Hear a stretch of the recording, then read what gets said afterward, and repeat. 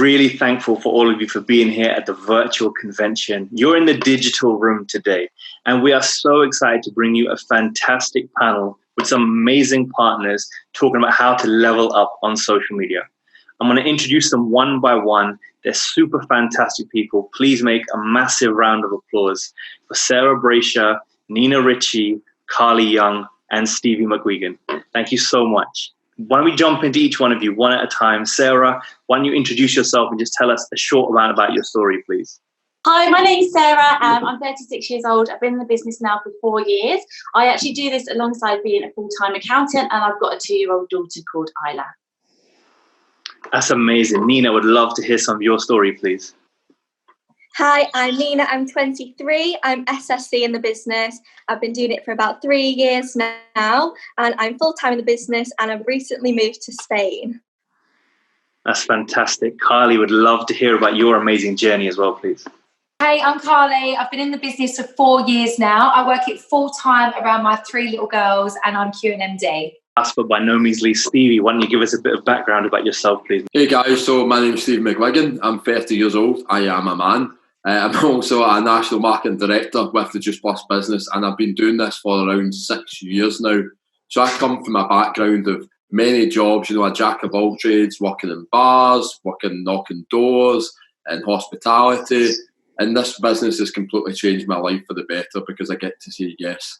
So I love hearing your guys' stories, and this is really not about being that perfect influencer. It is not about having a photographer follow you everywhere or living your best life in this perfect, picturesque world. We want to see the real, authentic, raw aspect of everyone's lives. And this social media panel is all about that. So first of all, I'm going to start off with you, please, Sarah. As a first question, what aspect of your social media content do people notice about you first? Okay, so I absolutely love using stories. I use them all the time. And yes, I do use an app sometimes, which I'm going to talk about a little bit later. But actually, the tools that you've already got in your stories are enough to make your stories pop out, make people stop and see what you're up to. So I'm going to give you a few tips that I use. The first one is I always make sure I'm picking up colours from my existing photo. So the way you do that is there's a little pipette sign in the bottom left. You just pick up any colour and you can use that in your writing and your drawing. The second one I use is I make little boxes. So the way you do that is you use a classic font. You just put the background behind it, do each letter, one single letter at a time, and then you can scatter those letters around and make your word really pop out. At the top left, you'll also see that I do shadowing. So the way you do that is you pick your colour, write your word, and then rewrite your word again, but do that in black. Overlay each one of those words and it will really pop out, and the people who are watching will see exactly what you want to show them. The next one, there's so many things I love, is you can do gradients in your writing. So this one's a little bit fiddly. If you highlight the whole word, and you'll see at the bottom right hand corner there's a little blue dot. If you put your right thumb on that blue dot and then put your left thumb on any colour that you want, hold it down, it will bring up your colour chart.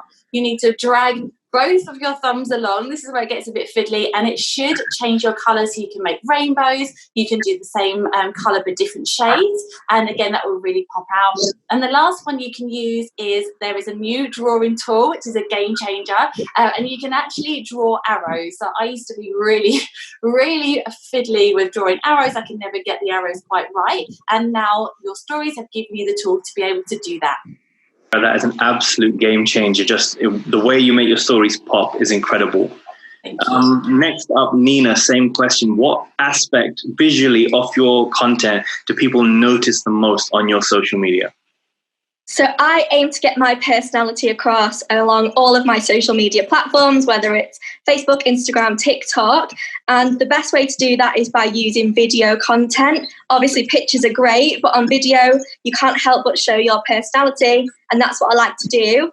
I also share my lifestyle. I don't really share often like pictures of Pinterest girls or other people, just because I like to make it about me, because I believe that that's the way to attract people. And that's how I sort of gain my interest and stuff, is by being entertaining, adding value, and basically being the one to watch. When people are scrolling through Instagram nowadays, there's a lot of boring people putting out boring content, and people just fast tap through those Instagram stories. You want to be the one that they actually click on and actively watch, not just fast tap through. I totally agree. And I love that phrase, fast tap. I use it all the time, thanks to you. Up next, Carly, exactly the same. So what visual aspect of your content do people notice the most and compliment you about from your social media? I think for me, I really take time to make sure my Instagram grid is bright and eye-catching. Being a busy mum of 3 young girls, I really used to worry about content and being able to get good content. So what I do now is break it up with a quote and then a photo, just because it buys me more time without having to post a picture every single day. So I'll go to Pinterest, find a quote that I really like that relates to me, and I'll do it myself in word swag with a consistent text and a consistent colour, so that I've got a colour scheme through my Instagram. It's really important that you use highlights and use highlight covers for those, and you can get them off of Pinterest. And also your bio, you should make sure you're using that it looks really nice. You can use a website called Lingo Jam where you change the text. And don't fall into the trap of putting into your bio what you think you should put in there. Really do explain yourself, explain what you're into, because that's going to help you find your tribe on Instagram, and it's going to help them find you as well. I like to make sure that my pictures are bright and colourful, so always make sure that you've got good lighting and that you're using good filters. And you don't have to pay a lot and use fancy filters, especially in the beginning. Just what you've got on your phone is fine. So I always tell my team to use the Vivid or the Vivid Cool filters, and to always use them, especially when posting food as well. Being real and authentic is a massive part of it. I know Nina touched on it before, but taking pictures from Pinterest and Google and posting them on your Instagram, people don't want to see that. What they want to see, what you're about, what you're up to, who your friends and family are, and things that you're interested in. I completely agree. Your shop window of your Instagram account is how you get the best interaction. And I completely love your thoughts on consistent color schemes is the big winner. Stevie, what do people notice about you? The moment they discover who you are, what do they compliment you about the most? Of course. So the thing that people would probably notice most about me is just generally being positive, upbeat all the time, and constantly moving forward in every aspect of my life, whether that's health or whether it's in terms of the business, fitness, or any other hobbies or interests I have. A lot of people will comment, engage, because they can find it relatable, especially that we're always moving forward and we're always looking to tackle and overcome any challenge. I think that's a really, really good platform to have, to be authentic and to be able to engage with people on different levels from loads of different backgrounds.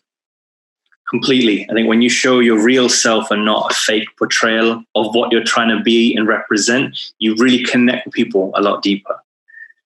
Next question is for Sarah. So what content do you plan ahead that you absolutely refuse to miss every single week? Okay, so again, my stories, I have to make sure that my stories are always up to date. But obviously working full time and having a 2-year-old daughter, that isn't always possible to do the ad hoc, the real life stuff. So what I do is I use an app called Unfold. And as you can see here, it's really, really good for making your core stories. So what I mean by core stories is making sure I've already got, I've got a shred one, I've got a skin one, I've got a nails one, I've got a hair challenge, I've got one about gratitude, I've got one about, my depression story and my business story and mum life. And always having those as a backup means that I can just download those and just put them into my stories if I'm having a crazy day. No, I love that aspect of planning ahead and really knowing how busy you are, having content ready on the back burner for when you have a busy day, that you're not slowing yourself down. So Nina, same question to you. What content do you absolutely refuse to miss every single week? So I guess that producing content comes with practice, and now after been doing social media for so long, it just comes naturally. So I see my social media as like a diary, and I just try to share everything that happens in my day as I go along with my followers. And that does come with practice, it does come with confidence, but the more you do it, the more it comes natural. In terms of my strategy, I do allocate time to batch content, and in those time periods, I'll produce content so that if I've got a busy day the next day, for example, all I can do is copy my content over and paste it, so it takes 2 seconds to do. If you batch content, then you're prepared, and that way you know that you've always got something to get out there rather than just putting nothing out there at all. I like to experiment and not just stick to the same things all the time. So recently I've started to build a new platform on TikTok, which I absolutely love.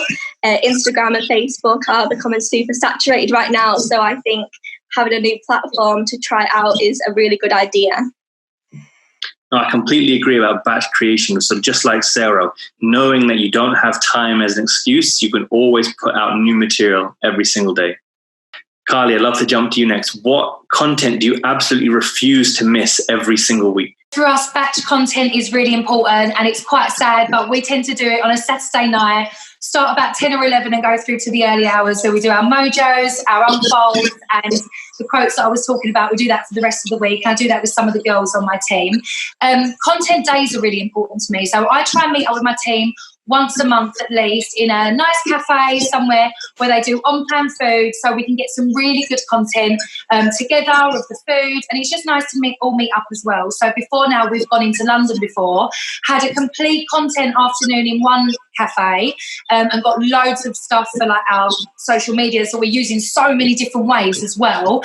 And then we've had brunch there and then gone on to another nice cafe in the afternoon and done it all again and saved those photos for like a few weeks down the line. So we really make the most of our photos as well, use them in all different ways.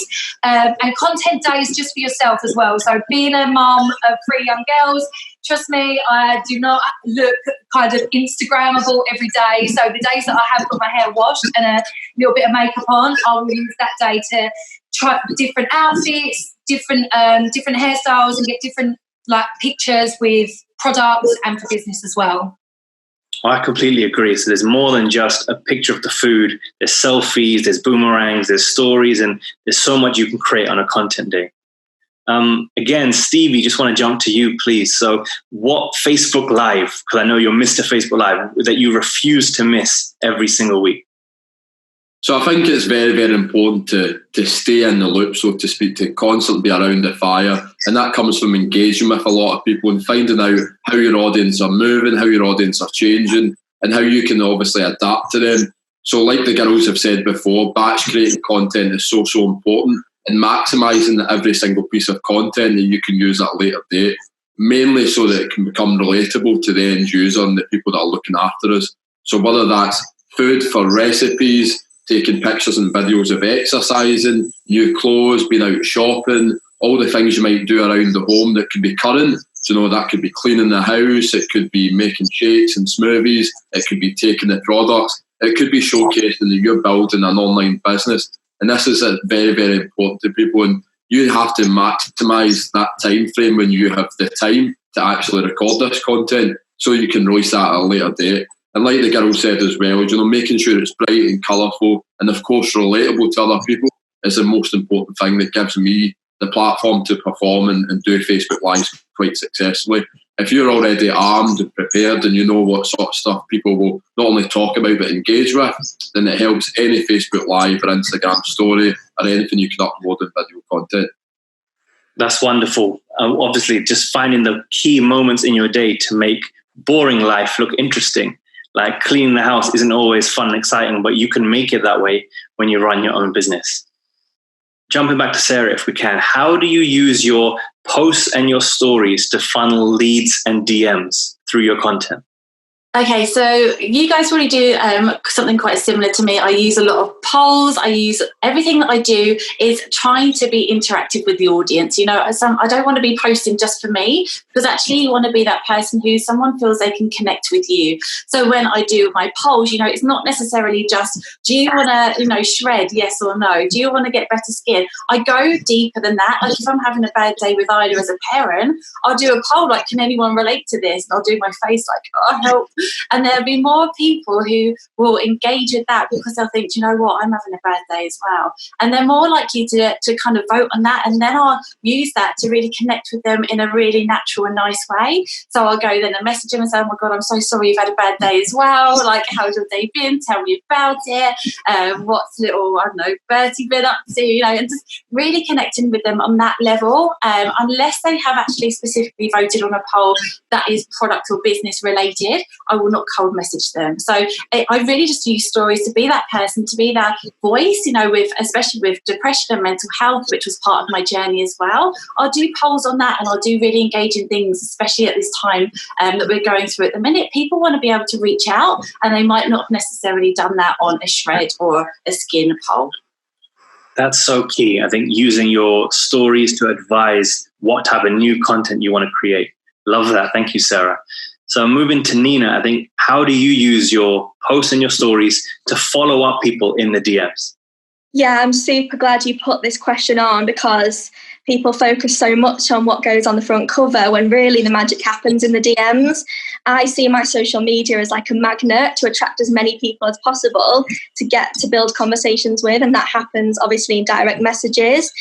So with the content that I put out there, I try to add value, give lots of hacks and stuff that gives people a reason to follow me, that's free. You know, they just want to watch me. And I get a lot of messages with things like that. So for example, I did like a hair hack to wake up with curls overnight, and I got so many messages from girls asking, like, how do I do it? Like, can you give me a little bit of advice on this? And all of that like builds relationships with those girls that I can then potentially follow on to talk about the business or the products. So that's how I like to see my business as a magnet to go, look at me, engage with me, and then in turn I can build relationships in the direct messages. I love what you said about, you talk about something completely non-product related, and then you start those authentic conversations after.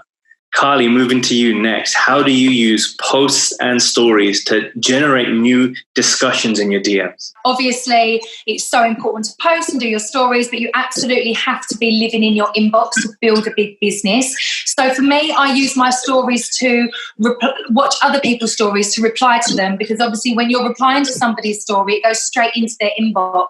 And thanks to you, I used to just respond something like, oh, cute dog, or I love your top. And it wasn't really provoking any kind of conversation. And you obviously told me to go down deeper and kind of ask a more personal question or get more involved. So now obviously I'll say, which is true, that, you know, we're looking for a family dog. So now if I see somebody's dog, I'll say, like, what breed is it? Is it a good family dog? How long have you had her? She's so cute. And really start those real conversations and build those proper relationships. So responding to other people's stories is key for me. As well, thanking people for watching your stories, saying happy birthday to people. And, you know, there's so many events going on. We've just had Easter. We're in the middle of a lockdown. Like, reach out to people, see how they are. It's so important just to message people when you're interacting on their posts, on each other's posts. Just drop a message, hey babe, how are you? How's your day? Because then you are going to start building those relationships with people. Carly, I'm so glad to hear that it really has helped you. I think for me, when you leave a closed comment, someone will just like what you've said. They're not going to respond and follow up with that question that becomes a conversation. So I'm really glad it's working for you. Stevie, jumping to you. How are you using posts and stories to generate new discussions in the DMs? Discussions and relationship building is so important. And a lot of people that use social media will have perhaps mass followings or a lot of friends. And I think that what we tend to forget is that some of these people are just online and it's just surface level. And we really need to be building deeper, more meaningful connections with people. There's many ways to do that, whether it's having banter and being relatable and talking about current themes. We can speak about shared interests in bikes and dogs and food and gym and exercise and holidays.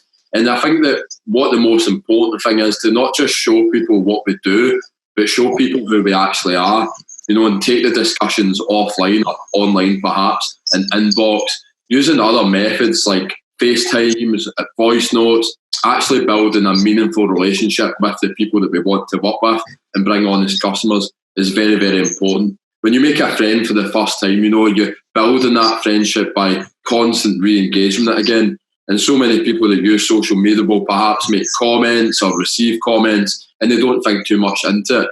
When you take those conversations offline into the inbox and work from there, that is, like Nina said, where the magic happens. And that is how you can build great legacies, great teams, and great customer bases as well.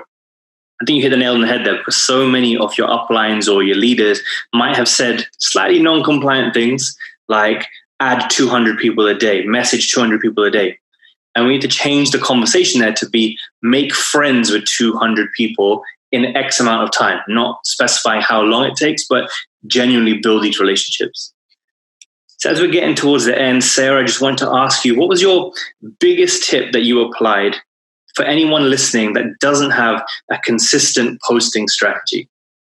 Okay, so I relate to this one completely because when I first started, probably for the first year or two, I didn't really knuckle down on my why. I didn't know what I was really doing it for. I put things like designer handbags on my vision board and they weren't actually what I wanted. It's because I saw everyone else was putting it on. I was like, that's what I should want, right? And then it wasn't until Isla came along, my daughter, and we lived in a top floor flat and we just had a bird seed hanging out of our living room window. And it was a really nice summer. And I just kept asking Mum, my dad, can we use your garden? And I was like, I can't do this anymore. I want to get Isla her garden of her own. So I took one of Sophia's grids that she showed us at one of the social media savvies. I put all my DMO along here, and it literally is a tick and cross box exercise. But I knuckled down to my why. So every single day, some days I necessarily wouldn't want to do all these things, but it was a non-negotiable for me. So make sure especially if you've got only little pockets of the day, I'd know that I'd have to do 3 things in that half an hour. Make sure you use your time wisely. And a grid like this has been a game changer for me. That's super powerful. Just staying organized and knowing, like you said, it is non-negotiable to create this type of content if you want to stick to your own plan and strategy. Nina, what is your biggest tip for anyone who is listening right now and hasn't got a consistent posting plan or strategy? Yeah, like Sarah said, definitely start using it like a business, not a hobby. I personally use my business as a hobby probably for the first 2 years. And now that I'm actually holding myself accountable using trackers like the one Sarah showed, I'm getting a lot better results. So hold yourself accountable by knowing what you need to get done each day. And also, like I said before, try to experiment and try new things. My recent experiment to go onto TikTok was a bit of a risk. Would it work? It's not just the safe Instagram, Facebook, but it's massively hit off. I've grown to 3,000 followers in just over 3 weeks. So it's grown super fast. And I'm so glad that I made that decision to try something new, change with the times, and make sure you're looking out for new opportunities that could potentially take your business to the next level. I absolutely love that. That's just a really powerful way of putting it all together about experimentation with accountability, like met in the middle. Carly, what is your big tip for anyone who hasn't got a consistent posting strategy? Yeah, I think obviously you need to treat it like a business. You need to have a plan, you need to have a DMO, and you need to stick to it. Don't get disheartened if you're not where you want to be. I've been at the same position now for 3 years and I haven't given up. It's so important not to give up and to grow with your business. So don't be afraid to try new things. Social media is constantly evolving and we need to keep up with that. So go to the events, go to the social media masterclasses, jump on the Zoom calls and learn new things, definitely. I don't consider myself to be particularly techie or particularly creative. I only had 200 Facebook friends. I wasn't even on Instagram when I started this business. But you have to make an effort, you have to have a plan and you have to stick to it and just don't give up. So easy to stick to it for the first week, after attending an event like this, but it's the 90 days and beyond that really show your character. Last but by no means least, Stevie, what is your one tip to succeed for anyone who hasn't got that consistent posting strategy? So it's also important to be everywhere, but you don't need to be all in every single platform they use. So you must find a platform or a method of working or showcasing who you are that can just help showcase exactly how authentic you are. We use Twitter, we use Facebook, we use Instagram, Snapchat, of course, TikTok is booming. Find a platform that resonates with your personality and you can reach out to as many people as you possibly can. Go 100% in that, but still be activating at least 30% in other platforms. So people that maybe use these platforms in different manners or use them more actively can still currently engage with you. If you're everywhere, then you always win. I am so pumped up by what all you guys have said about all these different topics, from creativity to strategy to DMs to your biggest tip to succeed. And I completely agree with everything that everyone has said already about really experimenting just 25% of your time to try something new. So not a formula that is going to succeed, but a risk. And a big, big thank you to all of you for being a part of this panel, for watching, and for having so many great gems and nuggets to share. And thank you all. It's been an amazing panel. Please give a massive round of thanks to Sarah, Nina, Carly, and Stevie. Thank you so much, guys. I'll see you soon.